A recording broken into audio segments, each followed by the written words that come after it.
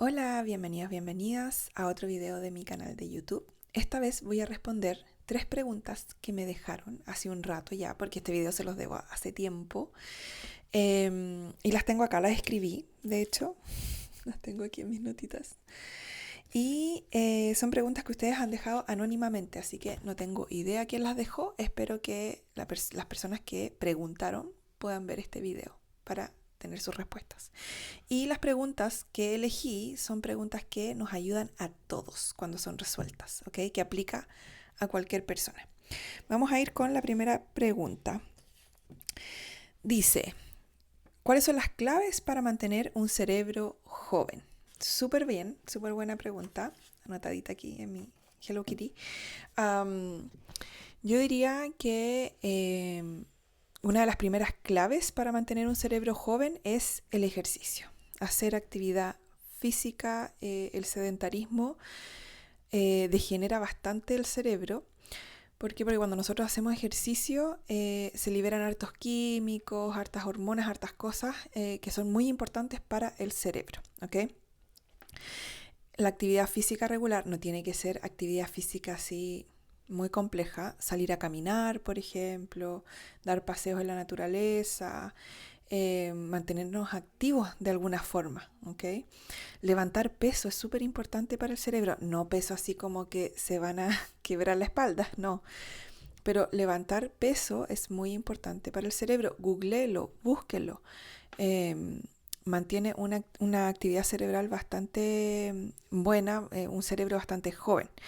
Otra cosa, desafío cognitivo constante. Jugar memorice, eh, no sé, resolver puzzles, resolver sopa de letras, como esos desafíos cognitivos, ¿ok? Ese tipo de cosas, muy importante. Los puzzles son súper, súper, súper buenos para el cerebro, ¿ok? Así que eso puede ser. Y lo otro, que es muy importante para el cerebro, es una vida social activa. Conectar con otras personas, conectar con comunidad, ir a clases de algo, tomar algún taller de algo que a ustedes les guste y conectar con grupo. Para el cerebro es muy importante estar en tribu, en grupo. El cerebro realmente pierde muchísimo cuando está aislado. ¿Ya? Eso es algo fundamental para el cerebro, poder tener vida social, conectar. Eh, Especialmente si ustedes son personas que quieren sentir libertad, seguridad, tranquilidad, todas esas cosas bonitas que la gente quiere sentir. Bueno, eso no se siente si no hay conexión de comunidad, de conectar con otras personas. Un cerebro que está aislado es muy poco probable que vaya a sentir seguridad, tranquilidad, libertad, certeza, etcétera, etcétera, etcétera. Así que eso es muy fundamental. Buena pregunta me hicieron. Segunda pregunta. Vamos acá a ver. Dice, ¿qué condiciones se deben dar para que exista la curiosidad? Y esta pregunta está basada en el video que yo dejé anteriormente sobre que la curiosidad en los padres es muy importante al abordar los dolores de los hijos. ¿Ya? Entonces la persona me pregunta, yo lo resumí porque era más largo, pero da el contexto de que basado en ese video, pregunta qué condiciones se deben dar para que exista la curiosidad. La curiosidad es algo que se desarrolla en el ventral vagal, o sea, en la rama del sistema nervioso parasimpática, en donde se desarrolla la seguridad, el enraizamiento, la capacidad de poder discernir también, eh, donde yo puedo sentir tranquilidad, etcétera. ¿Ok? Entonces, por ejemplo, si yo soy una persona que no tiene desarrollado el ventral vagal, o que tiene muy poco, o que heredé muy poco ventral vagal, me va a costar mucho la curiosidad, que es algo que voy a tener que activamente desarrollar.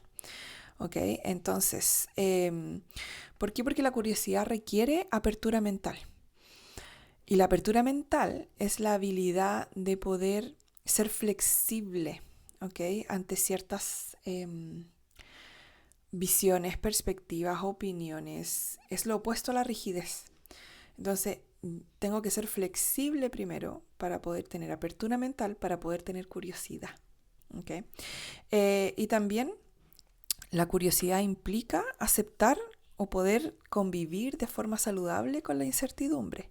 Y eso solo se da si nosotros tenemos un buen ventral vagal, un ventral vagal que está amplio y que además no solo está amplio, pero es familiar.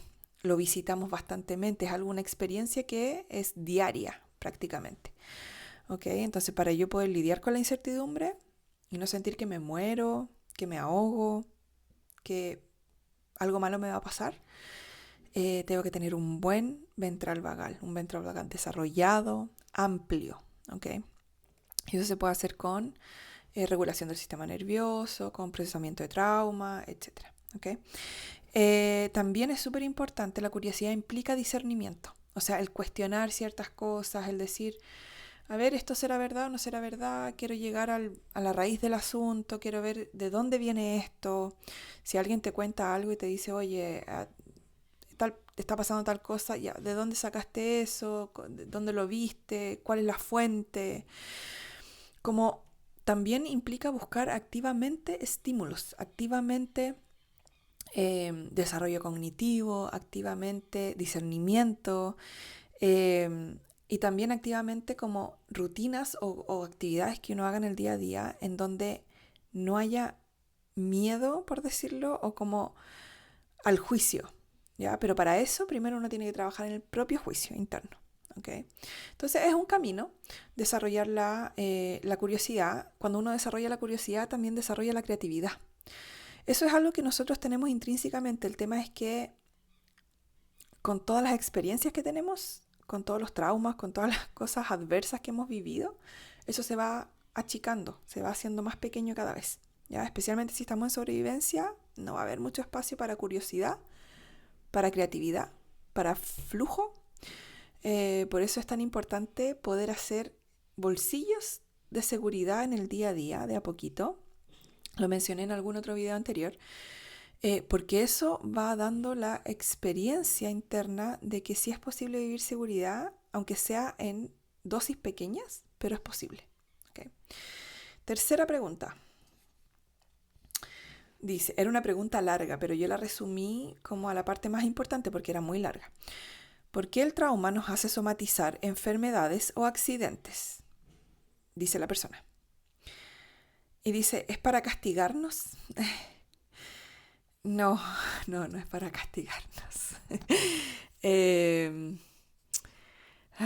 no, porque nosotros en la relación con nuestro cuerpo no vivimos premio-castigo. Eso es algo creado externamente, generalmente desde la crianza. A nosotros generalmente nos criaron como premio y castigo. O sea, si te comes toda la comida, te dejo salir a jugar. Sí, es como un condicionamiento, ¿no? Entonces estamos muy acostumbrados a ver todo desde el condicionamiento. ¿Por qué el trauma nos hace somatizar enfermedades? La respuesta más corta, porque yo puedo hablar 2 horas acerca de esto, de hecho tengo clases en el diplomado sobre esto muy profundas, y donde explico la biología de esto incluso, pero la respuesta corta, adaptada a este video, ¿ya? Y a este contexto, es que hay un tipo de trauma que se llama trauma preverbal, ¿ya?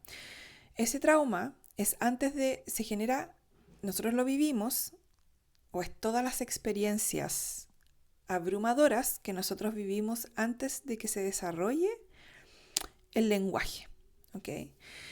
O sea, se vive, por ejemplo, si un niño empieza a hablar o aprende a hablar, no sé, a los 2 años, por ejemplo, todo lo que pasa antes de los 2 años es considerado trauma preverbal, ¿ok? El trauma preverbal, voy a hacerlo súper simple ya, porque de verdad que esto yo lo hablo en una clase completa, de hecho tengo una clase de trauma preverbal en el diplomado.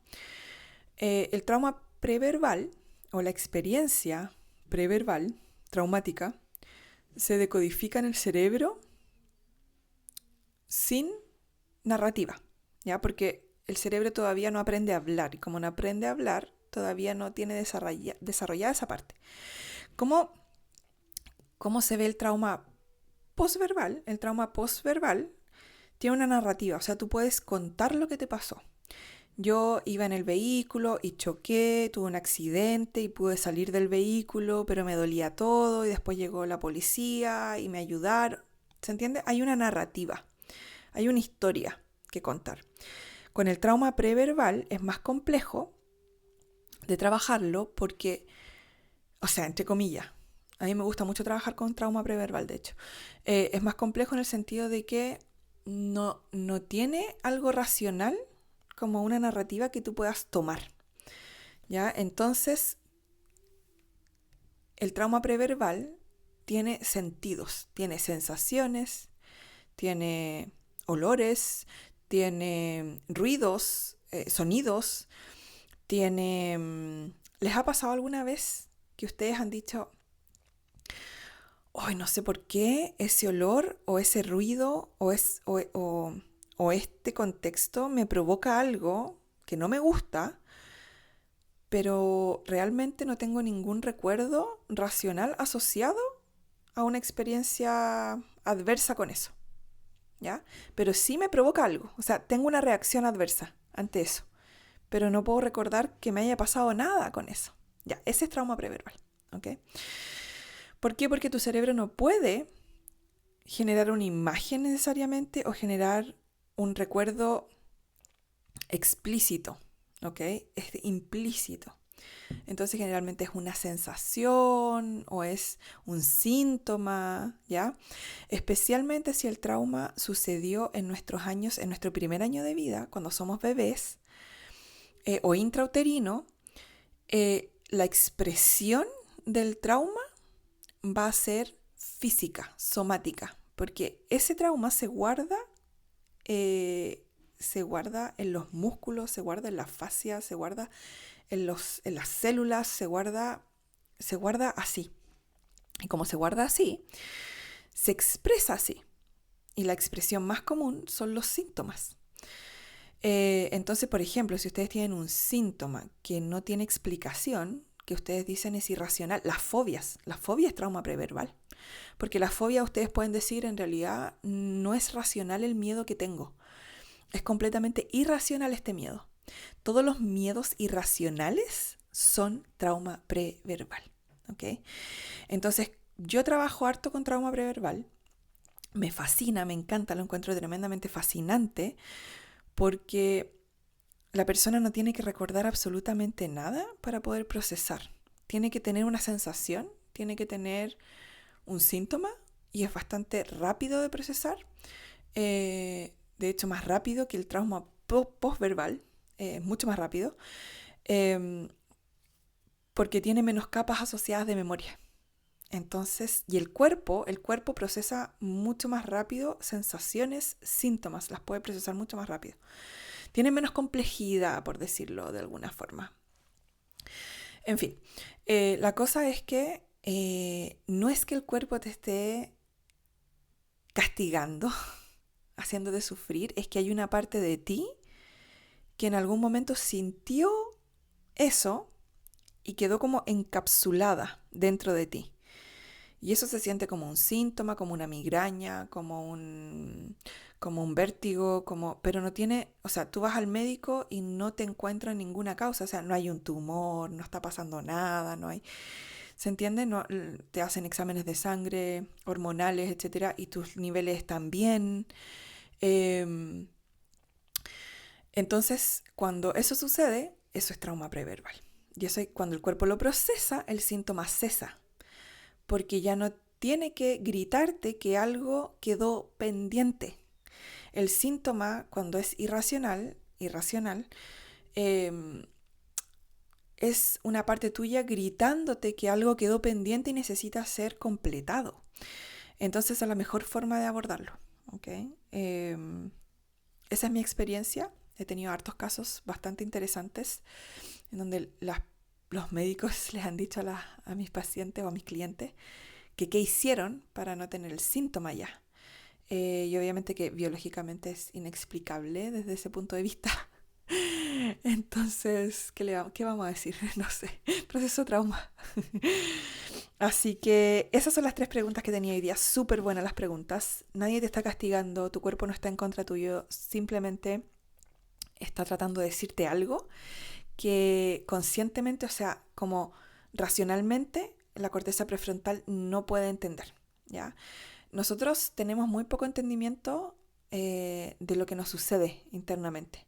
Imagínense que hay mucha gente que ni siquiera sabe cómo funciona el cuerpo realmente. O sea, en biología, si nos pasan biología en el colegio, una biología que no es aplicable como realmente a nosotros.